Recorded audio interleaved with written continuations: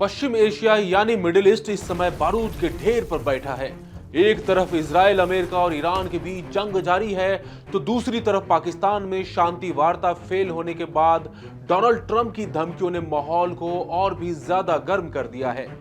लेकिन इसी बीच एक ऐसी खबर आई है जिसने पूरी दुनिया के रक्षा विशेषज्ञों को चौंका दिया है।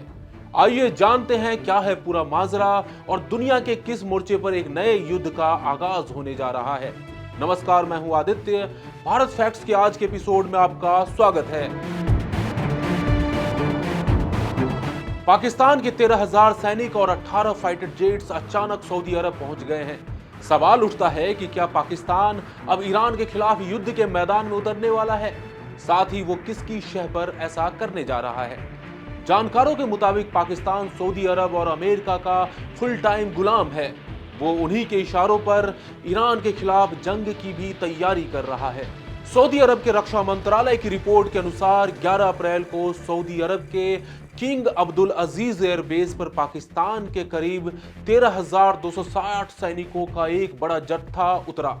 सिर्फ सैनिक ही नहीं, बल्कि पाकिस्तानी एयरफोर्स के 10 से 18 लड़ाकू विमान भी इस मिशन का हिस्सा हैं। साथियों, यह तैनाती ऐसे समय में हुई है जब ईरान की ओर से सऊदी के अहम तेल ठिकानों और ऊर्जा केंद्रों पर हमले किए गए हैं। ये 1991 के खाड़ी युद्ध के बाद पाकिस्तान की सऊदी अरब में सबसे बड़ी सैन्य तैनाती मानी जा रही है। यहां सबसे दिलचस्प बात यह है कि यह तैनाती उसी दिन की गई है जब पाकिस्तान की राजधानी इस्लामाबाद में अमेरिका और ईरान के बीच शांति वार्ता विफल हो गई।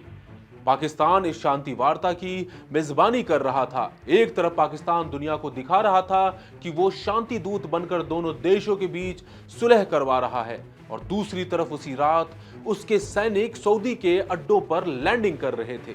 जानकारों का कहना है कि पाकिस्तान अपनी डूबती अर्थव्यवस्था को बचाने के लिए सऊदी अरब के पेट्रो डॉलर पर निर्भर है, इसलिए वो सऊदी के आदेश को टाल नहीं सकता।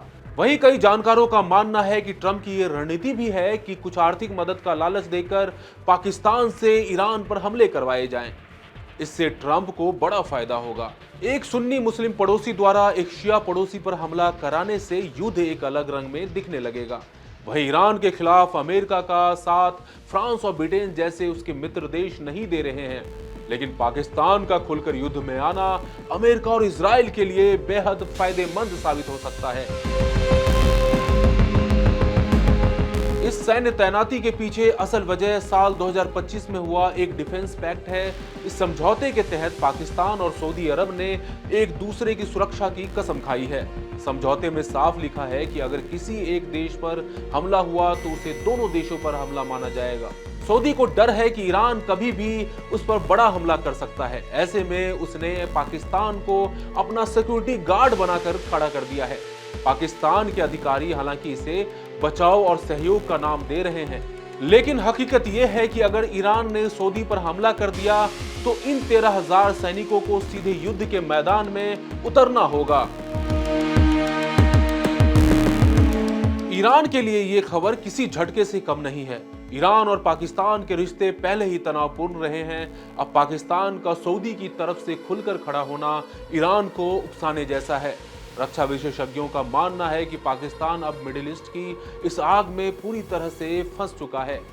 अगर युद्ध छिड़ा तो पाकिस्तान के सामने दो बड़ी चुनौतियां होंगी: अपनी सरहद पर ईरान के साथ दुश्मनी मोल लेना, इजराइल और अमेरिका के खेमे में खड़ा होकर एक मुस्लिम देश के खिलाफ जंग लड़ना। क्या पाकिस्तान के ये सैनिक ईरान के खिलाफ ट्रिप वायर यानी युद्ध की चिंगारी साबित होंगे? फिलहाल 13,000 सैनिक और घातक फाइटर जेट्स किंग अब्दुल अजीज एयरबेस पर हाई अलर्ट पर हैं। सऊदी अरब ने अपनी सुरक्षा के लिए पाकिस्तान को ढाल बनाया है, लेकिन इस ढाल के पीछे छिपी है एक ऐसी जंग की संभावना जो पूरी दुनिया को अपने चपेट में ले सकती है। आपको क्या लगता है, क्या पाकिस्तान को ईरान के खिलाफ सऊदी की इस जंग में शामिल होना चाहिए? अपनी राय हमें कमेंट बॉक्स में जरूर बताएं। बने रहिए इंडिया.com के साथ। शुक्रिया।